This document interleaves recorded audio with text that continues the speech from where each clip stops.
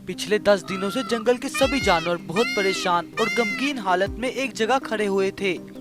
उधर दूसरा जंगल का कुरुन बाघ इस जंगल के जानवरों की ये संजीदा हालत देखकर बहुत गहरी सोचों में डूब चुका था।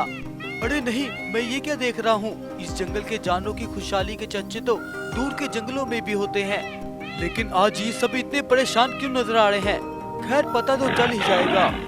अगले दिन फिर से कुरुन बाघ ने जब जंगल के राजा वद्दा शेर को गमगीन और परेशान देखा तो वो उनके पास चला आया और बोला, महाराज, कल मैंने आपके जंगल के सभी जानवरों को परेशान देखा और आज आप खुद परेशान हैं।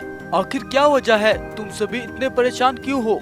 दरअसल आज से 13 दिन पहले जंगल के राजा वद्दा शेर जब जंगल में निकले हुए थे तो उन्होंने देखा कि जंगल के कई जानवरों की लाशें पेड़ के ऊपर बड़ी खून में लथपथ लटकी हुई हैं और उन लाशों से लगातार खून नीचे गिरता जा रहा है।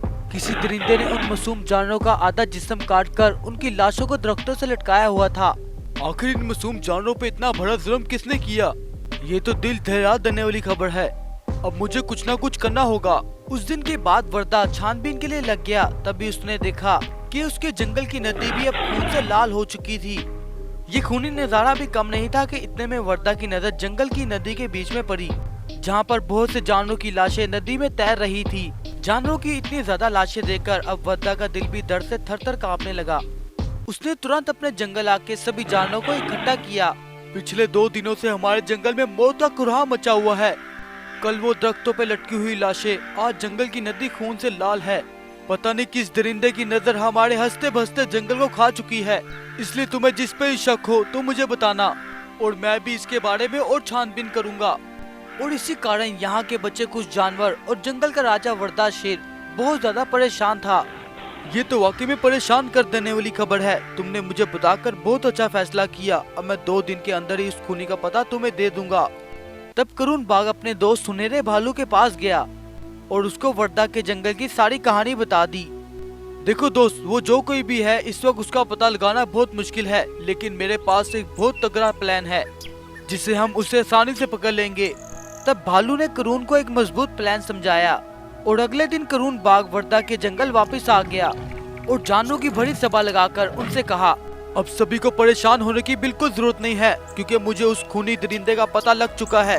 और हाँ, कल सुबह होने से पहले ही मैं उस खूनी दरिंदे की लाश तुम्हारे कदमों में लाके गिर दूंगा। अरे नहीं नहीं, तुम ऐसा कुछ नहीं करोगे। उसे बिल्कुल भी इस चीज का अंदाजा नहीं था कि इतना सब कुछ हो जाएगा। अब वद्दा शेर ने सभी जानवरों के सामने अपनी जुबान खोल दी।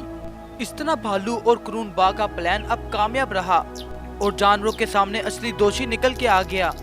दरअसल उस दिन भालू ने ये सलाह दी थी, देखो कुरुन, तुम वर्दा के सामने सभी जंगल के जानवरों को इकट्ठा करना और उनसे कहना, मुझे उस खूनी का पता लग चुका है जो जानवरों की लाशें दरख्तों पे लटका रहा है।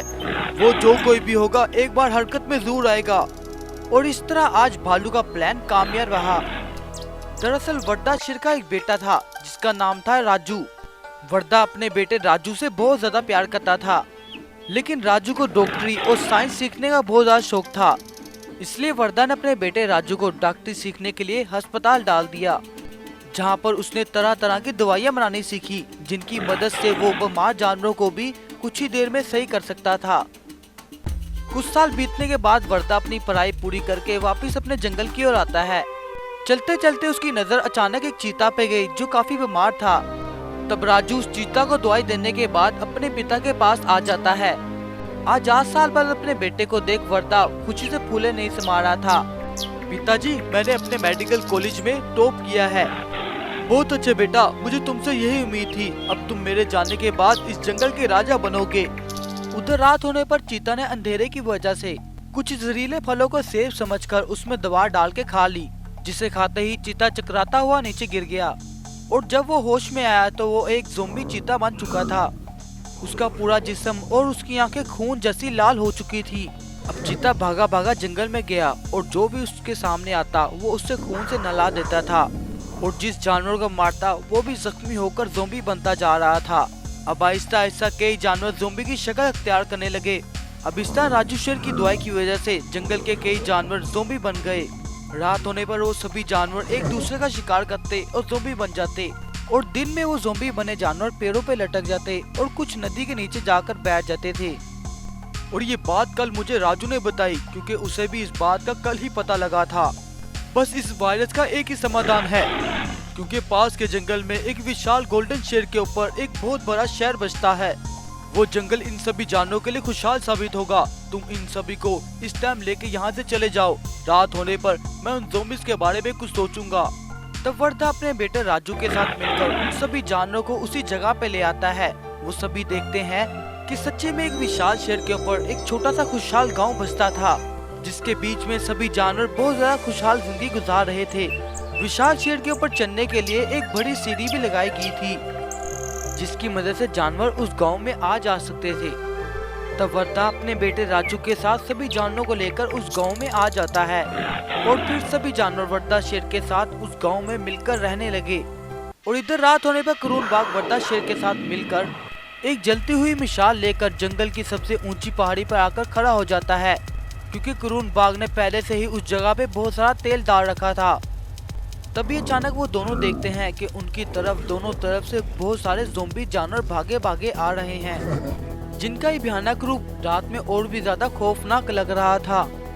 अब करून बाघ टाइम न जाया करते हुए उस मिसाल को नीचे फेंक देता है। इधर मिसाल के गिरने की देर थी कि तभी जमीन पे एक जोरदार धमाका होता है, जिसमें जाने की वजह से वो सभी ज़ोंबी जानवर वहीं गिर के आहिस्ता आहिस्ता मरने लगते हैं। और कुछ ही देर में जंगल के सारे ज़ोंबी मरने जानवर वहीं आकर मर जाते हैं। अब इस तरह उन ज़ोंबीज़ का खात्मा हो जाता है। फिर वर्दा सभी जानवरों को वापस अपने जंगल में ले आता है और खुशी से अपना जीवन बिताता है। तो दोस्तों, आपको ये कहानी कैसी लगी? ऐसी ही अच्छी कहानियों के लिए वीडियो को लाइक और चैनल को सब्सक्राइब कर दें। पिछले 20 सालों से उन्होंने हमारे महाराज को एक पत्थर बनाकर हमारी जानों पे बहुत बड़ा जुल्म किया है।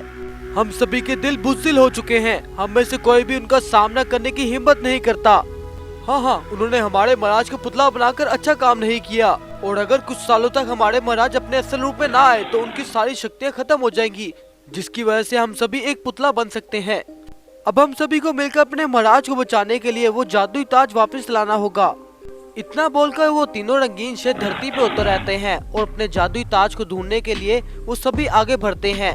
लेकिन तभी अचानक उनके सामने एक विशाल रंगीन चीता आता है तुम्हें जिसकी तलाश उस तक पहुंचने की मंजिल है मेरे पास। मगर कैसे? क्या तुम उस ताज के बारे में जानते हो? हाँ, क्यों नहीं, मैं उस ताज के बारे में अच्छे तरीके से जानता हूँ। वो ताज उन 3 जालिम बाघों के पास है, और अगर तुम उस ताज को हासिल करना चाहते हो जिसकी तुम्हें जरूरत है, उसके लिए तुम्हें 3 बड़ी पहेलियाँ और उनके रहस्यमय सवालों का जवाब देना होगा, तभी तुम वहाँ तक पहुँच सकते हो। हम सभी तैयार हैं, जल्दी बताओ हमें। ढूंढो ऐसी राह जहाँ है वो किला। किले में चढ़कर तुम्हें मिलेगी 10 आंख वाली गुफा, जिसे पाकर होगी तुम्हारी मंजिल आसान। और दूसरा क्या सवाल है? पहले से नहीं होगी तुम्हारी मंजिल आसान, और जो आंखें दिखाएंगी वो नहीं है तुम्हारी असल राह। अक्लमंदी से आगे बढ़ना होगा, क्योंकि बचानी है अपनी जान। और आखिरी तीसरा सवाल क्या है?